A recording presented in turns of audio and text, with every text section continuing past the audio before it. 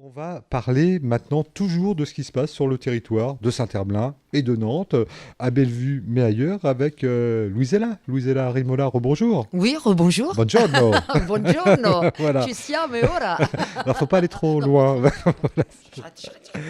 Gioco Così, c'est une structure, on peut dire, sous le signe de la danse, c'est ça Tout à fait. son objet principal? Tout à fait, c'est son objet principal, en liaison tout de même avec les autres arts, donc la musique et les arts visuels avant tout, et puis en liaison avec la science aussi, avec d'autres projets dont on parlera peut-être pas aujourd'hui parce que c'est difficile de tout parler, mais ça va venir. Faudra revenir nous voir Avec plaisir. forcément. Alors, Gioco Così fait beaucoup de choses. Alors, à destination des tout petits, et Ça puis commence là. des plus grands également. Et puis, vous vous mettez dans le bâtiment et les travaux publics, puisque vous construisez une maison enchantée, qui est en chantier également. Elle est un chantier, oui, peut-être qu'elle le sera pour toujours, hein. Fondamentalement, c'est ce qu'on souhaite, hein.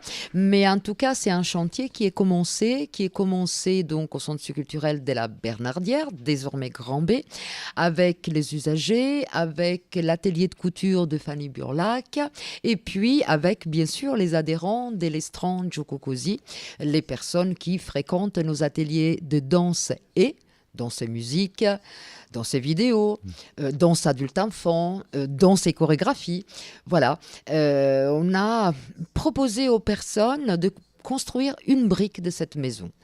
On Alors, a des belles briques, hein, on va en ah, parler, hein. On en a devant nous, là, hein. oui, belle parce que il fallait qu'ils choisissent en fait de fabriquer des briques à la, comment dire, à l'image de la maison qu'ils souhaitaient. Voilà. Donc on a eu beaucoup de briques douillettes, colorées, douces, agréables au toucher, au regard. On en a eu des recouvertes, des tissus, des peintures, des plumes, des pompons, peintes. C'est magnifique. Alors j'en ai une devant moi qui a une Oui. moumoute turquoise et je me la passais sur la joue. Normalement une brique, c'est pas assez rugueux, avec un petit pompon rose.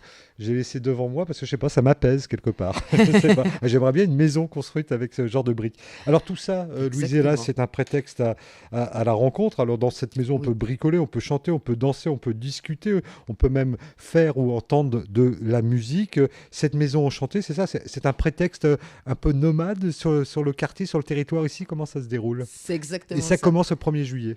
Voilà, et ça commence le 1er juillet et ça commence à la fête des quartiers parce que la compagnie Gioco Così, l'association d'Elestran, qui avait déjà eu pas mal de relations avec les centres sociaux et avec les quartiers dans les passés, là va vraiment se poser, va un petit peu poser ses valises pendant quelques temps dans les centres pour donner ses ateliers, pour faire ses répétitions, pour créer et proposer ses spectacles et surtout pour partir à la rencontre des habitants du quartier. Donc la maison, effectivement, c'est un prétexte.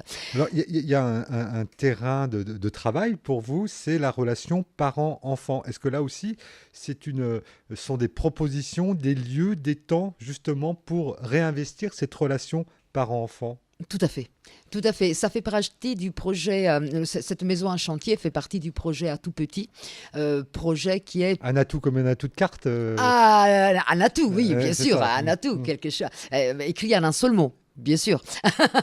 Et les petits, bien sûr, au pluriel. La maison qu'on imagine, c'est une maison qui devrait être confortable aux petits, mais c'est une maison aussi dans laquelle on va pouvoir parler des relations familiales, des relations entre adultes et enfants, entre tout petits et un petit peu plus grands, entre grands frères et grandes sœurs. Parce que c'est pas facile quelquefois de le faire au sein même de la famille, qu'il faut qu'il y ait un petit pas de côté pour que cette relation soit construite justement. C'est ce qu'on pense. Mhm. Et c'est pour ça que cette maison devrait être aussi agréable que celle qu'on souhaiterait avoir soi-même, mais non pas agréable seulement dans les murs, hein, agréable dans ce qui s'y passe. Voilà. Mhm. Alors, il y a dans cette relation, il y a les parents, il y a les enfants, il y a les artistes. Est-ce qu'il y a des professionnels de la petite enfance qui font partie de ce projet également? Tout à fait. On est en relation avec une psychomotricienne qui va travailler avec nous, Angélique Cariou. Mais l'idée n'est pas de se retrouver en relation pédagogique entre les artistes et les habitants. La maison est enchantée justement parce que nous, on ira, on la construira, on y fera des choses dedans, mais c'est surtout un lieu pour accueillir les gens, leurs paroles, mais aussi leurs idées, pour faire ensemble. Donc ça, on ne peut pas prévoir exactement ce qui va s'y passer. Et ça, c'est bien comme ça, justement. Ça ouvre les possibles. C'est exactement ce dont on a envie, oui. La première proposition de cette maison enchantée, c'est, vous le disiez, le 1er juillet, la fête de quartier Bellevue, c'est place Denis Forestier, là où il y a le kiosque, pour ceux qui connaissent, pas très loin. La place du marché. La place du marché, voilà. Et puis, voilà, cette maison enchantée va se déplacer. Est-ce que vous pouvez nous décrire un petit peu le parcours qu'elle va faire? Alors, on a un cheminement, on va passer des Nantes au quartier des Saint-Herblain au quartier du Bray-Malville. Là, on va être donc à côté de la résidence du Dolmen, rue de la Joloterie. Les 11 juillet à la résidence du Bray, rue Louis Jouvet, square Louis Feuillade, et puis devant le 38 le Bray. Ensuite, on va revenir sur Nantes, mais côté Bellevue, avec les squares des Rossignols, se déplacer de nouveau au parc du Clos Fleury pendant 2 journées, les 21 et le 28, dans le cadre de l'été dans les parcs. Et puis, qu'est-ce qui nous reste encore? Je pense... Ah si, on aura les 20 et le 27 juillet, bien sûr, au jardin des Richolets, pour ceux qui connaissent, juste devant le carré des services. Eh bien, ça fait un beau parcours pendant tout cet été. Tout ça se termine le 28 juillet, c'est ça? Se termine le 28 juillet, mais ce n'est qu'un au revoir. Eh oui. Parce que le projet devrait s'étaler à peu près sur 3 ans. Si moi je veux venir avec une brique, je peux venir avec une brique toute faite que j'aurais fait chez moi, ou alors c'est mieux de le faire dans des rencontres? Il n'y a rien de phagocyté de ce point de vue-là. Vous pouvez même la faire sur place. C'est mieux d'ailleurs. Il y aura des quoi faire et on en profitera pour discuter. Exactement, ce sera donc ce prétexte. Alors, Louise-Eléa, vous nous parliez de ce projet à tout petit. Il se déploie bien au-delà du 28 juillet. Tout à fait, oui. C'est un projet qui est déjà engagé depuis plusieurs années. La compagnie Joko Cosi travaille depuis une dizaine d'années sur la relation entre les petits-enfants et les personnes qui l'accompagnent. Donc aussi bien les personnes de la famille, mais aussi les personnels encadrants, par exemple dans une crèche, une multi-accueil, des assistantes maternelles, sous différentes formes. Il y a bien sûr la création des spectacles, qui est notre point de départ. Donc, le spectacle comme étant quelque chose dans lequel le petit peut apprendre à être spectateur. Alors, pour nous, un spectacle pour un tout petit n'est pas quelque chose, on n'imagine pas un tout petit statique assis dans un fauteuil. Ce sont des spectacles qui ont une relation dans lesquels les petits 0-2 ans peuvent même faire des incursions sur la scène. Et les danseurs, les musiciens qui sont là, tiennent compte de ça. C'est prévu, ça se passe comme ça. Au-delà du spectacle, il y a des rencontres, des temps dans lesquels on peut intervenir directement à l'intérieur d'une crèche, d'un multi-accueil, pour faire ce qu'on appelle les promenades insolites. C'est quoi une promenade insolite? Insolite d'arriver effectivement dans une crèche pieds nus. Et même les tout petits des 2 ans, même avant, trouvent ça étonnant. Ça ne se fait pas tous les jours. C'est étonnant de bouger de manière différente. Danser, ça peut donner l'impression de bouger sans avoir un but précis. C'est ça qui est intéressant.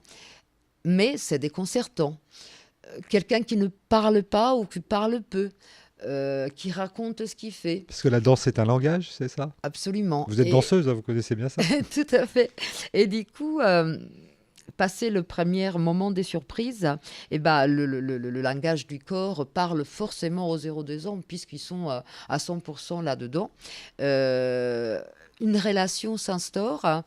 C'est très intéressant de voir comme les adultes peuvent y intervenir dans cette relation et comment ça peut modifier la relation adulte-enfant, l'effet d'avoir dansé ensemble. Donc là aussi, ça ouvre des possibles, la construction d'une relation ou le fait d'étayer une relation via ce que vous proposez dans ce projet, très largement. Tout à fait. Ça s'est fait à peu près de la même manière, mais dédié à un autre public, au travers ce qu'on appelle les espaces à danser, des lieux qui sont mis en place plutôt sous les mêmes objectifs, mais plutôt pour les enfants accompagnés de leur famille. Je dis leur famille parce que je trouve réductif dire parents-enfants. On a eu des fois des grands-mères qui sont venues avec des tout-petits et ça a été fabuleux. Un grand-père aussi et deux papas.